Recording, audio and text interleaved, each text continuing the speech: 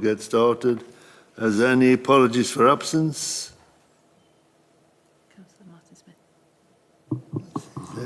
Smith. Yes, apologies from Councillor Boyd Elliott, substituted by Darren Maltby. Oh, we've got a substitute, all right, yeah.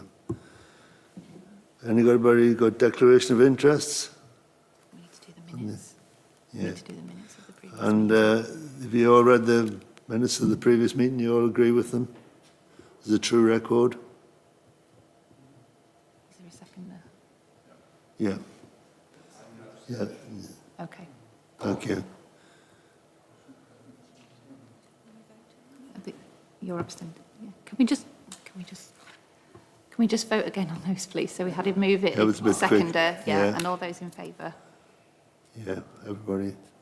Yeah. Any Yeah, against? that's it. That's full house. And 2 abstentions. Yeah, the one there. Right, we'll first item review for opinion to the arrangement for dealing with the enhanced declaration and borrowing checks for councillors. That's item 4. To present that. Yeah, if you can speak on that, please. Thank you, Chair.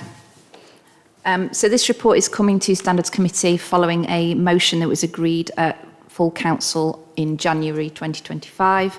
The details of the motion are set out on page 7 of your agenda. Essentially, the ask of the Standards Committee was that they give consideration to the policy and procedural issues raised within the independent Bailey review of disclosure and barring services and report back to council. The report does set out some of the background to the Bailey Review. So the Bailey Review, completed in May 2023, was an independent review into the disclosure and barring regime. And the review was to identify key issues of concern in relation to safeguarding predominantly. One of the recommendations from the review was that an enhanced criminal record check is made mandatory for all councillors in unitary and single-tier authorities who are being considered for appointment to any committee involved in decisions on the provisions of children's services or services for vulnerable adults. It was accepted that this would require further legislation because there was no legal obligation on councillors in those roles to undertake an enhanced DBS check. This course of action has been adopted by a number of unitary authorities who have particular responsibility for childcare or adult social care services. The motion from council, agreed by council, was that they would like to see enhanced disclosure and barring checks for all councillors across this council at local district level. I started to look into this and have drafted a policy. The recommendation in the report, you'll note, is that a cross-party working group is established to assist the monitoring officer in finalising that policy document before it is taken through to the next available council meeting, which will be June now, for business to be considered. So they asked to establish that cross-party working group. The difficulty that I'm experiencing in terms of this is the legal requirement to have an enhanced check for councillors, certainly at this level, who aren't directly involved in those services, simply doesn't exist. So I need to speak to disclosure and barring services again in terms of on what legal basis those, even on a voluntary basis by councillors, that those checks can be undertaken. A bit of a practical difficulty in how this can legally be delivered. In terms of the policy as well itself, I think that the working groups across Standards Committee have been really helpful in getting forward proposals and changes in arrangements and policies. So it would be really useful to have that input from a working group before it is brought back to a full committee for recommendation through to full council. So that's, I suppose, my ask really of the committee through this report. Question on that? You're quite happy with that, right? I don't know, I'm preempting the working group here, but we did look at this a couple of years back, and my recollection, I don't know whether my recollection is correct now, but my recollection was that at the time we weren't able to, as a council, request for an enhanced DBS check as the law changed. No, and that's where there's a bit of an anomaly. We, as the council, we're not employers of councillors, so we have obviously a portal and ability to do DBS checks for staff, and that's absolutely right, and legal requirement to do so, but we don't have that for councillors. So again, it's a practical issue around how those checks can be performed, and if the councillor themselves can voluntarily have an enhanced DBS check. Don't quote me, but I need to speak to DBS about it. My understanding at the minute is that the DBS may not be available for councillors because there isn't a regulated activity necessarily that requires that check to be done. And as we are not your employers, the council itself, whilst it may be able to fund the check, wouldn't be able to use its links with DBS to carry out the checks on behalf of councillors. It's kind of a practical legal issue, but we do need to get to the bottom of it, and also need to speak to them in terms of what level of check could be done, I suppose, voluntarily by councillors if it isn't an enhanced one, because there are obviously various standards of checks, various levels of checks that can be conducted. I appreciate councillors wanted to do this through the motion, and that's something that they are volunteering to do, but we just need to make sure that the process for doing so is correct, and the ability to do so is there. Yeah, thank you. I did have a couple of questions, but I think you might have sort of half answered them already. So, but I suppose one of them was if we couldn't do the enhanced checks. I know I've got like the basic DBS checks and copies of that coming out of my ears from different roles, and I know that was one of the discussions at for council was I think a lot of people have a number of roles where we've needed some form of DBS check. It was almost that because we've been instructed on this as a committee to try and go for that enhanced, but if we can't, can we go back to full council and say, we can't do that, but we can do this. We can get people to do one of the more basic levels, and I suppose just make sure we can do that. That's one of the questions. And I feel like you were sort of saying, that is what we'd look at. Okay, that's one. And then the other one was, I'm aware that like Notts County Council obviously do, and we do them here, and whether we're aware of any of the district councils that have done it in the area, we're aware the county council are, is there any aware of doing it almost like in partnership with other councils? And I might be preempting the working group, but whether that would be something we'd look at is to link in with other councils to try and create some form of consistency, because I think that's always the key with these things is we want to be, there's an element of recognising that I think we are going above and beyond the review requirements because we've recognised as a council we want to do that, but it's trying to make sure that we can try and bring everybody up with us if possible and kind of be at the vanguard, especially at that point, but try and do it with others where possible. Sorry. Councillor Martin Smith, you. Thanks, Chair. I fully agree with Councillor Brocklehurst. Conservatives put this motion forward in 2019, and this council, for some reason, chose not to accept it. I'm delighted that we were all in agreement, and as Councillor Brocklehurst said, it was the will of the council for this to happen. And if it means slightly watering it down, the check, so be it. But I think the important thing is that the wishes of the council, when the full council accepted this motion, is carried forward. And I know, Fran, you'll do your best for us. Absolutely, and I think that's why it would be helpful to have that working group, because there might be a variety of options, and rather than come here and with, a variety of options, I think it's better if we can get it into some kind of clear policy that makes sense.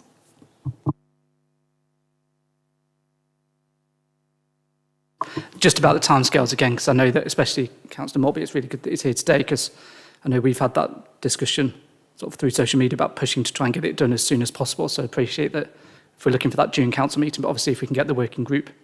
And I know that it works. So one, thanks very much for everything you've done so far, because I know you had to turn it around very quickly from the council to here. But yeah, if we can try and get that working group together as soon as possible, I know that the committee is motivated to try and get it sorted as soon as possible. So thanks very much for your work on it so far, and yeah, looking forward to getting it pushed through. Thank you.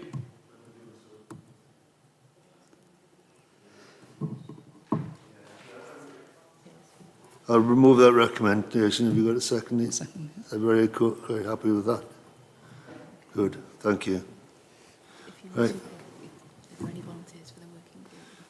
Yeah, we'll have one from each political party for the volunteers. I think that's the best way. Apart from Al as chair. So if you can. If you want to email me. Yeah. Are you going to say who's actually on or just? Yeah, do you want to do it? Yeah, if you want to just email me with your which representative. Okay, thank you. And we want one of the advisors as well. Yeah. Yes, thank you. Yeah, fine.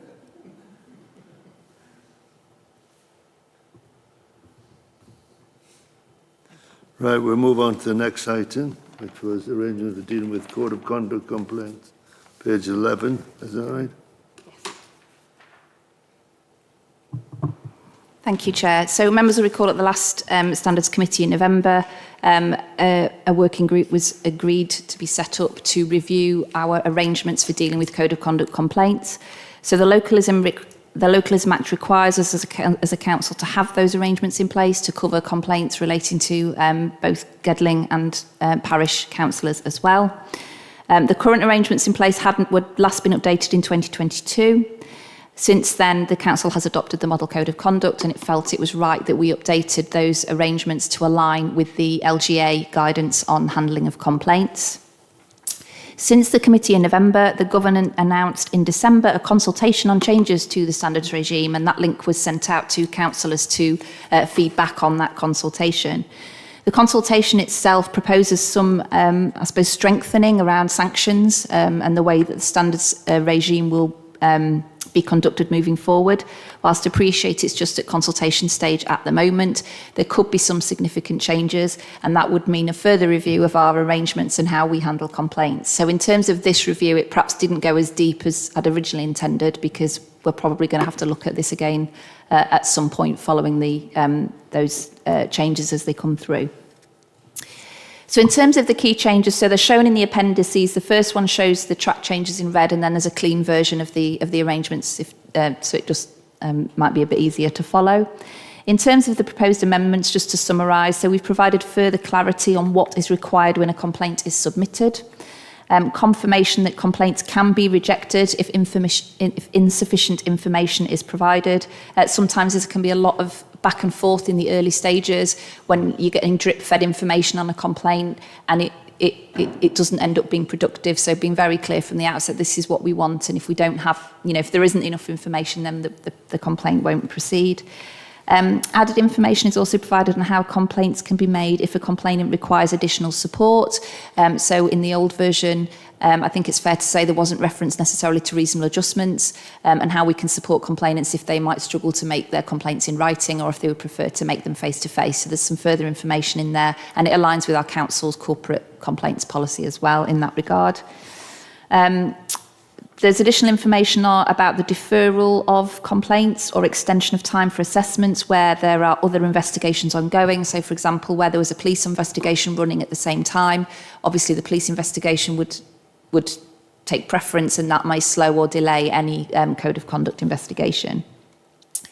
Timescales have been provided around investigations and hearings, just to give a bit of guidance around that. Now, 6 months is the general time frame. It can take a lot longer than that. It really just depends on the depth of the investigation, the nature of the allegation, how complicated it is, and how willing parties are to engage in the process.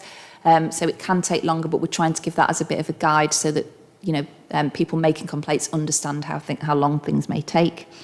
And also a timing around hearings. So once an investigation report is completed, if a matter does progress to hearing, that is done fairly swiftly and within 3 months of the investigation report. So again, a subject member and a complainant are not left waiting for the outcome of proceedings. I've also provided a bit of further clarity around sanctions for parish councillors, and made it clear that whilst a hearing panel may apply sanctions, it is for the parish council to accept those sanctions after the hearing has taken place. So the amendments are felt to bring the arrangements more up to date, align with the LGA guidance, which sits alongside the model code, which we as a council have now adopted. Thank you. Thank you. Right, are we already quite clear with that? We'll move on to the next item, which is... Can we agree the changes? Can we move the recommendation? Sorry. On page...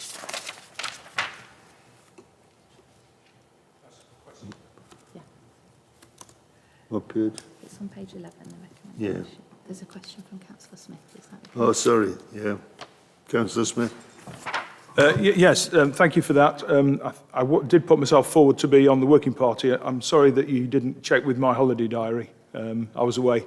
And I presume nobody substituted from my party. No, sorry, apologies about that. On the face of it, it does look like it's simplifying things.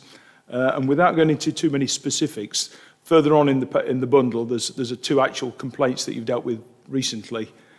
Would this have made your life any easier, more difficult? Would it have speeded up the time process that it took? And you may not be able to give me that answer straight away.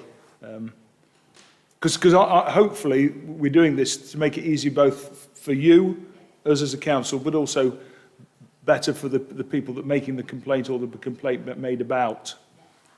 I'm not going to talk about specific complaints, but in general terms, as I alluded to earlier, there are often occasions where there's a lot of back and forth at the beginning, and we might get it's almost just like a statement from somebody saying, this person's done this, I want to make a complaint, and then trying to actually get the information you need to take that forward isn't forthcoming, and there's a lot of time in those initial stages sometimes. I'm not talking about these complaints, but there's a lot of back and forth in those initial stages, and